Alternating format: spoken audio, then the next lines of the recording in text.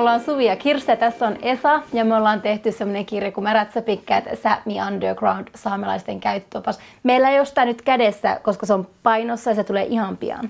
Jo 1.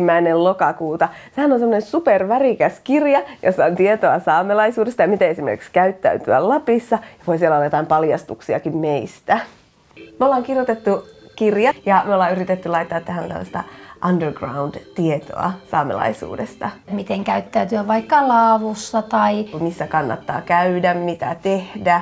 Miten juhlia festivaaleilla ja viikon putkeen esimerkiksi. Rakkauteen, näihin sekaavioliittoihin vaikka ihan hyviä vinkkejä annetaan. Ja mitä elämään kuuluu. Niin, ja varsinkin meidän elämään.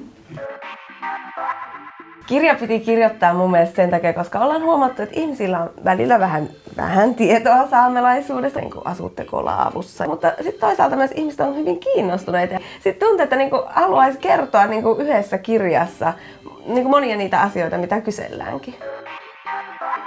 Niin, että se miten tämä kirja poikkeaa esimerkiksi siitä meidän TV-ohjelmasta Märätsäpikkäät on, että ohjelmahan kuitenkin käsittelee suomalaisuutta ja näitä nykyään ilmiöitä, mutta tämä kirja on saamelaisuudesta ja se on ollut aivan ihanaa tehdä töitä. Pääsee itsekin miettimään koko ajan, että miten sitä suhtautuu tiettyyn asioihin. Saa kyseenalaistaa oman kulttuurin, saa kritisoida omaa kulttuuria ja myös tietenkin muita asioita. Ja kantaa ottavaa. Että joo, välillähän me suhtaudutaan aika kriittisestikin esimerkiksi turismiin tai kaivosteollisuuteen tai se voi olla hyvin vaikeaa tietysti välillä, kun sen on kuitenkin kirjoittanut niin sydän auki ja kaikkia, niin sitten tuntuu ihan pelottavalta, että kuka sitä oikeasti lukee.